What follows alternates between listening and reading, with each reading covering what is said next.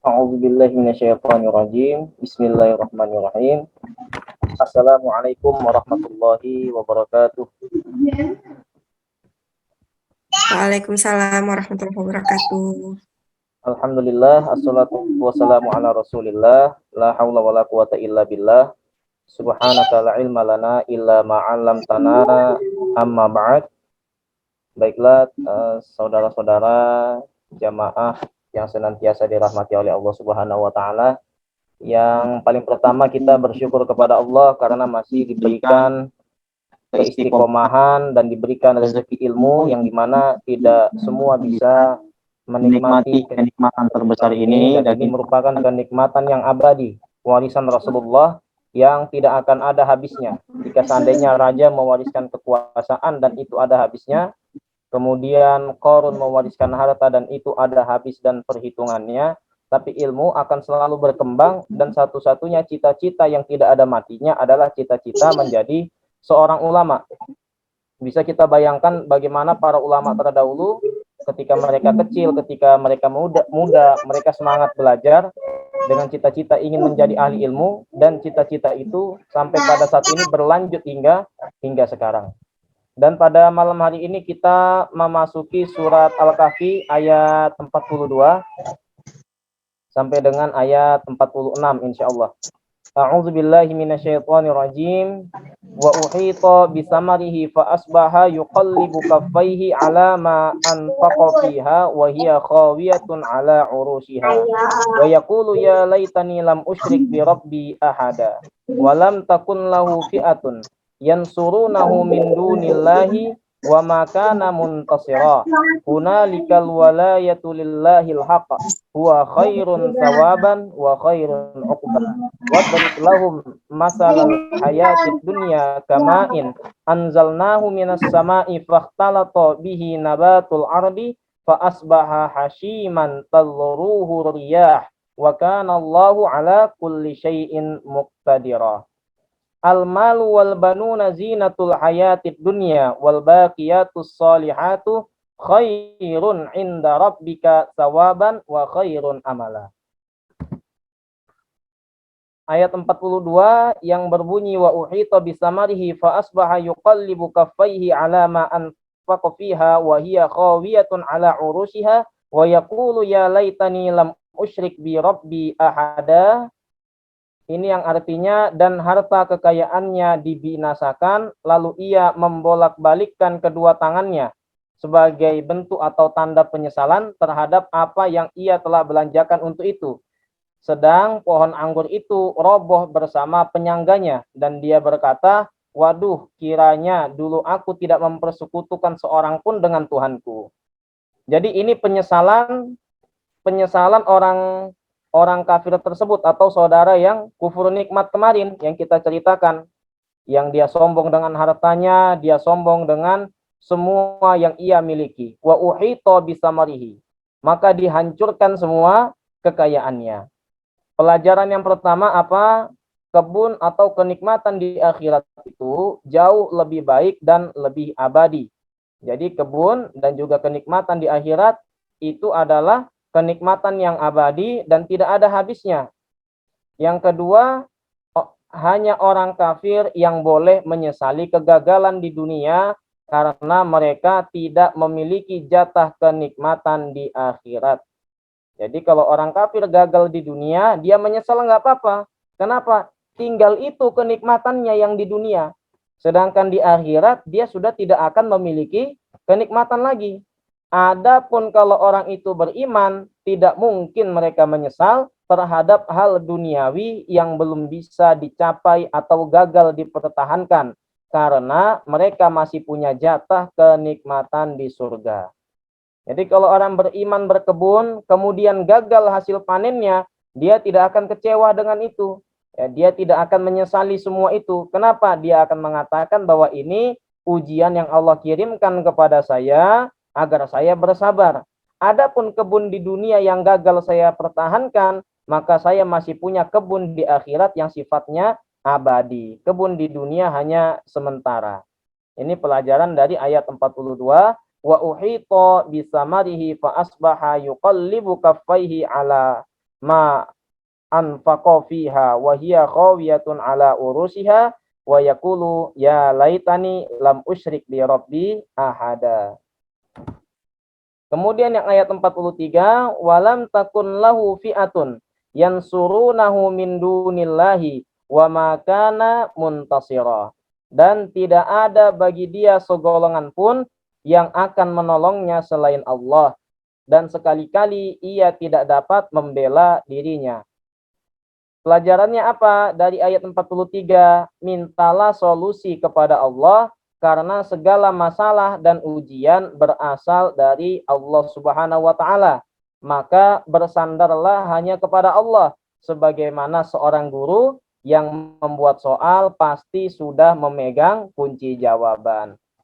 Jadi masalah yang Allah berikan sama kita, entah dari masalah kerja, masalah keluarga, masalah kesehatan, semua itu adalah cobaan dari Allah.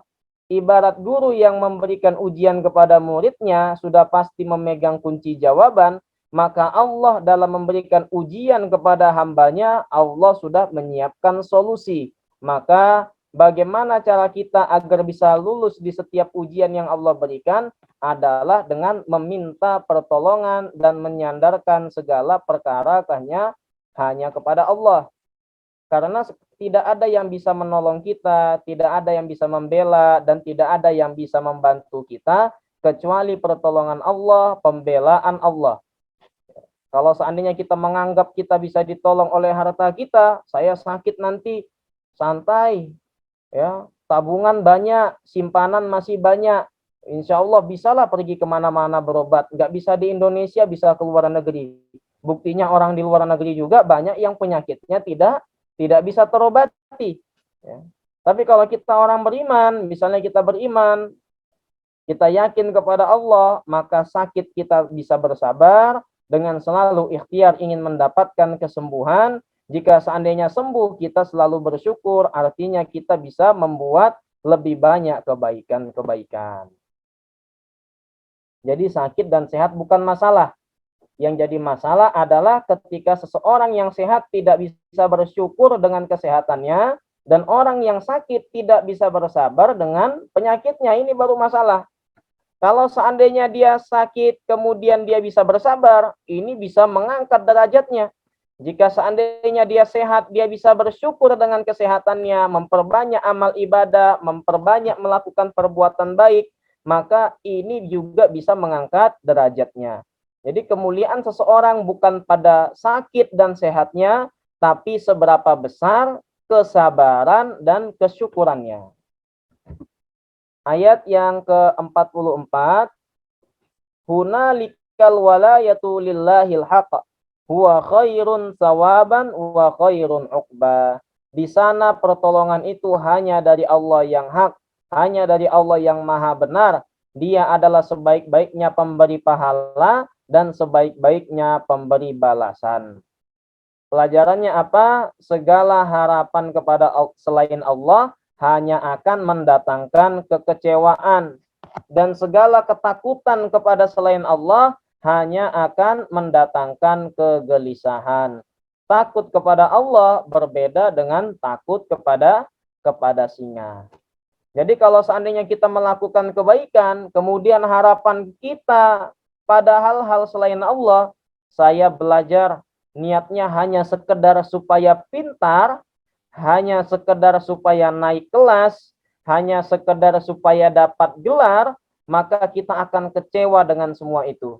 Berapa banyak anak-anak sekolah ingin cepat-cepat naik kelas, setelah lulus mereka kecewa, kenapa cepat-cepat lulus, ujung-ujungnya bingung nyari kerja.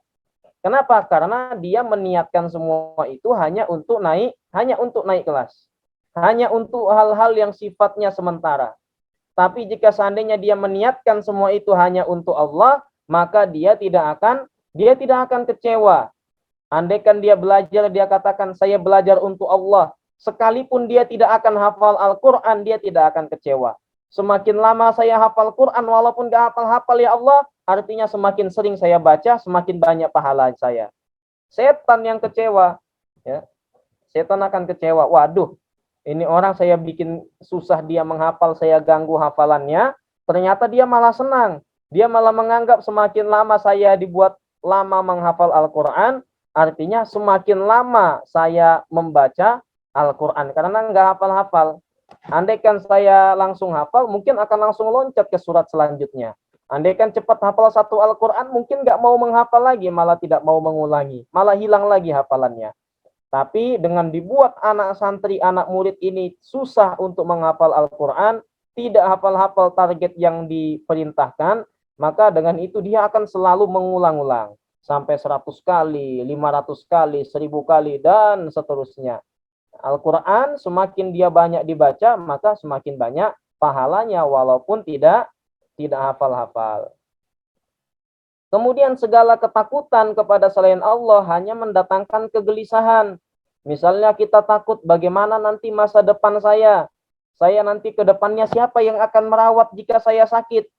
Ini tidak akan mendatangkan ketenangan, justru kita akan dibuat gelisah karena bayangan-bayangan kita, karena ketakutan-ketakutan kita. Jadi beda takut kepada Allah berbeda dengan takut kepada singa. Kalau takut kepada Allah, semakin kita takut, semakin kita dekat, semakin kita tenang. Tapi kalau takut kepada singa, misalnya ada singa lepas di kampung kita, semakin kita takut, semakin nggak bisa tidur. Ayat yang selanjutnya, wadrib lahum masalal hayatid dunya. Kama in anzalnahu minas sama'i fakhtalata bihi nabatul ardi fa asbaha hashiman tadhuruhu riyah wa kana Allahu ala kulli syai'in muqtadira. Dan berilah perumpamaan kepada mereka atau manusia, ya, kehidupan dunia itu seperti air hujan kami turunkan dari langit. Hujan nggak ada yang turun selama-lamanya, turunnya sebentar. Selama-lamanya hujan paling sehari semalam, nggak sampai sebulan.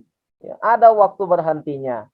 Nah, kemudian tanahnya menjadi subur karena tumbuhan-tumbuhan di muka bumi. Dan tanaman ini juga tidak bersifat abadi. Ada matinya, ada keringnya.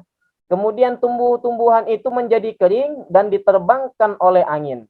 Dan adalah Allah Maha Kuasa atas segala sesuatu.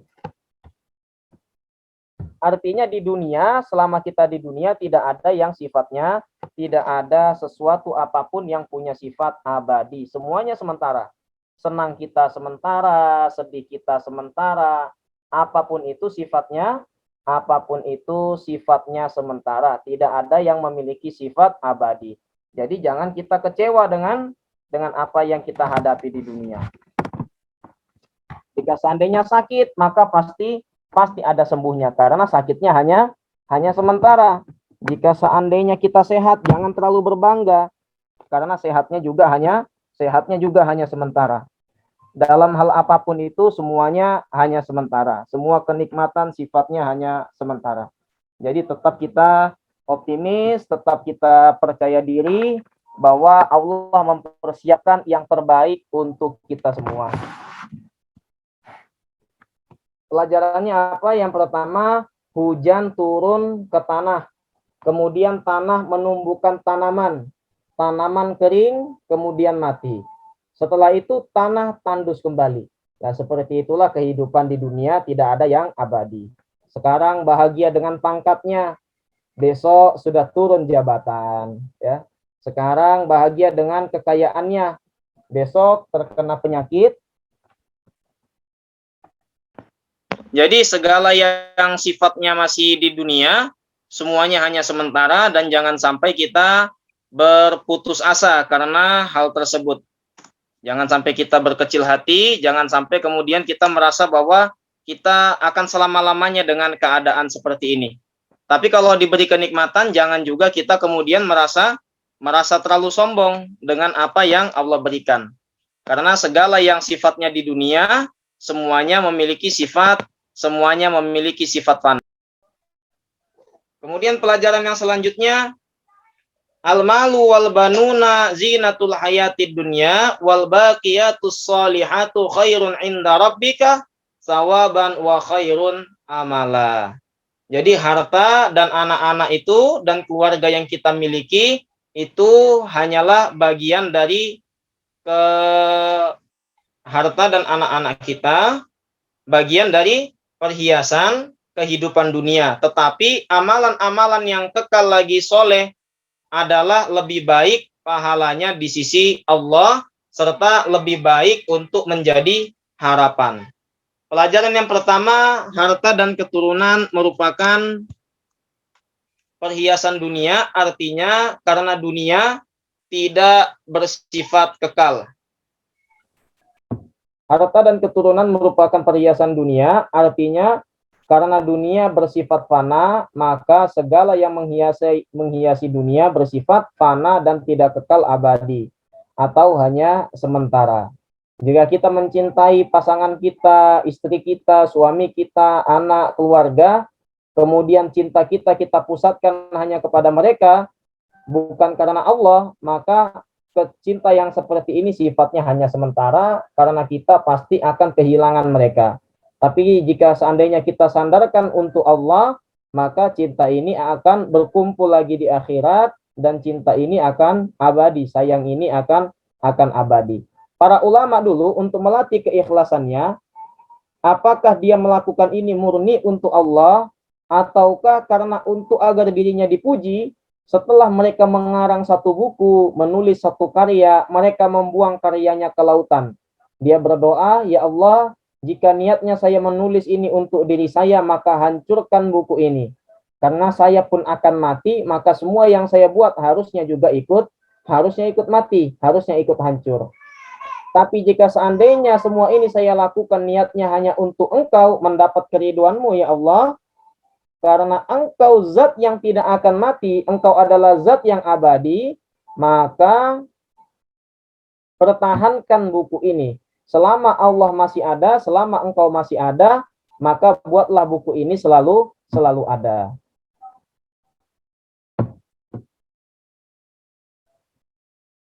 Kemudian pelajaran yang kedua, jadikanlah dunia sebagai alat perantara untuk mencapai tujuan akhirat. Bukan sebaliknya, menjadikan akhirat sebagai alat perantara agar tujuan dunia kita terpuaskan. Na'udzubillahi min dzalik. Biasanya kita lihat bagaimana para koruptor, ya, orang-orang yang sudah divonis, kemudian menghadap ke sidang, tadinya sebelum mereka punya kasus tidak pernah pakai jilbab, tidak pernah menutup aurat. Tapi setelah ada kasus, agar tertutupi keburukannya, maka dia menutup aurat serapat-rapatnya, baru menggunakan jilbab, baru menggunakan pakaian yang menutupi aurat. Begitu juga yang laki-lakinya, jika seandainya sudah terkena kasus, berhadapan dengan hakim di suatu persidangan, baru dipakai pecinya, baru dikenakan atribut-atribut keislaman. Nah, ini termasuk dalam kategori menjadikan akhirat sebagai alat agar memuaskan tujuan-tujuan duniawi. Padahal yang harusnya terjadi adalah bagaimana agar kita menjadikan dunia ini sebagai alat agar bisa mencapai tujuan-tujuan di hari akhirat nanti. Menjadikan keluarga kita sebagai kendaraan agar kita bisa mendapatkan kemuliaan di akhirat. Bagaimana caranya? Sesuai dengan yang Allah firmankan, ku anfusakum wa ahlikum naro. Jagalah diri kalian dan keluarga kalian dari panasnya api neraka. Kemudian dengan menikah, dengan berkeluarga, dengan punya banyak keturunan, ini bisa membuat Rasulullah SAW menjadi gembira. Kita bisa mengatakan, ya Allah, di luar sana banyak orang kafir, banyak orang bermaksiat, mereka menikah, kemudian memiliki banyak keturunan, yang dimana nanti anak keturunannya juga bisa jadi seperti bapaknya. Tapi dengan saya menikah dengan seorang wanita muslimah, atau saya menikah dengan seorang lelaki suami yang soleh, yang juga dia adalah orang muslim, maka insya Allah anak keturunannya pun akan menjadi umat Islam. Dan ini bisa menambah kuantitas umat Islam, karena kuantitas juga diperlukan. Jangan sampai kita mengatakan yang penting kualitasnya, kuantitasnya nggak penting. Kalau gitu makan kurma satu biji atau sepotong dikit aja. Kalau yang penting kualitas. Tapi ternyata kita sebagai manusia juga membutuhkan kuantitasnya. Jangan seperti kata orang-orang, nggak apa-apa sholat cuma 2 rakaat sehari semalam, yang penting kualitas sholatnya khusyuk. Nah, ini kata-kata bohong. Kalau gitu makan nasi kan kualitasnya sama. Satu biji dan satu piring jenis berasnya sama. Kenapa harus makan satu piring? Karena padahal kualitasnya sama. Artinya manusia juga membutuhkan kuantitas. Jadi itu pelajaran kita pada malam hari yang berbahagia ini. Pelajarannya yaitu segala dunia ini fana dan semua perhiasan yang ada di dunia mau nggak mau sifatnya juga fana. Fana itu artinya sementara. Jika seandainya kita melakukan apapun itu hanya karena sesuatu yang sifatnya sementara, maka ini yang kita dapatkan juga sifatnya hanya sementara. Tapi jika kita sandarkan pada Allah Subhanahu wa taala, zat yang maha abadi, yang tidak fana, yang tidak ada habisnya, maka tujuan kita, kebahagiaan kita juga tidak ada habisnya. Sebagaimana kisah dua orang saudara tadi, ketika kebunnya terbakar, maka dia mengatakan, rugilah saya. Andaikan saya tidak mensekutukan Allah, ini tidak mungkin terjadi. Kenapa? Kebunnya hanya di dunia. Ketika terbakar, habislah sudah kebunnya.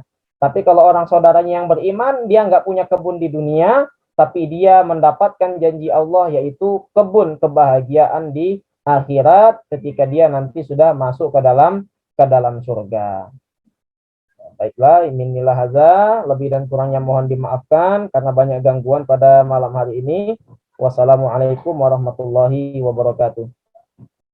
Waalaikumsalam warahmatullahi wabarakatuh. Masya Allah. Jadi tadi kita udah mendengar tadabbur dari ayat 42 sampai ayat 46 ya, teteh-teteh sekalian. Silahkan kalau misalnya ada yang ingin ditanyakan, boleh melalui kolom chat atau raise hand secara langsung.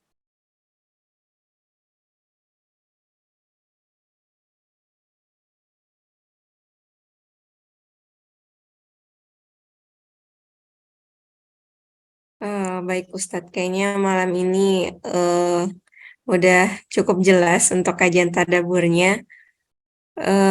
Mungkin boleh ditutup dengan doa, Ustadz. Baik, sedikit saya tambahkan. Tadi nggak sengaja buka-buka kitab fikih Fathul Mu'in.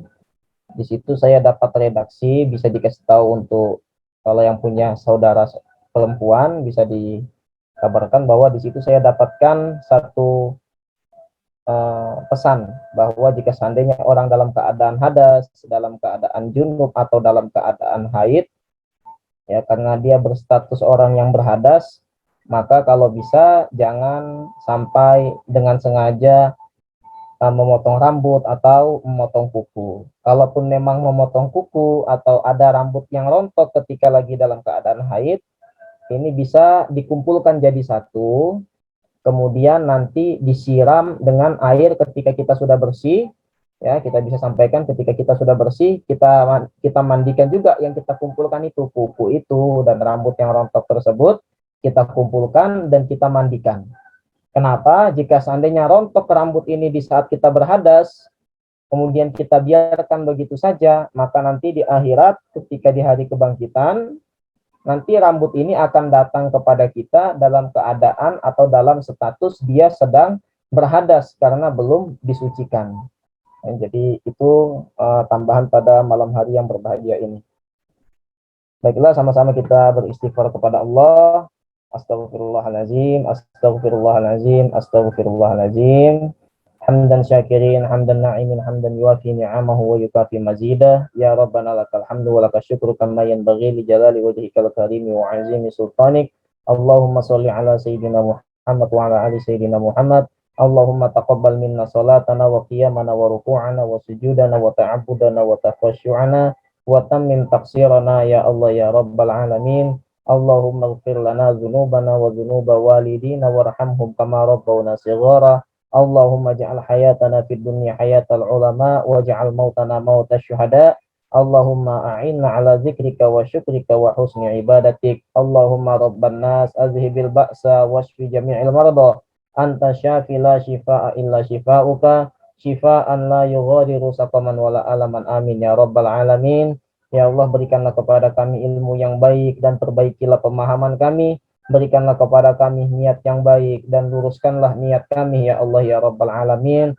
Karuniakanlah kepada kami keikhlasan dan kenikmatan beribadah kepadamu, kenikmatan dalam ketaatan. Cukupkanlah kenikmatan itu dalam ketaatan untuk bisa selalu menyembahmu, dan jauhkanlah kami dari sifat-sifat untuk menikmati yang engkau haramkan ya Allah. Na'udzubillahi min dzalik, kami berlindung dari semua itu. Rabbana hab lana min azwajina wa dzurriyyatina qurrata a'yun waj'alna lil muttaqina imama. Rabbana atina fid dunya hasanah wa fil akhirati hasanah wa qina azabannar. Subhana rabbika rabbil izzati amma yasifun wa salamun alal mursalin walhamdulillahi rabbil alamin.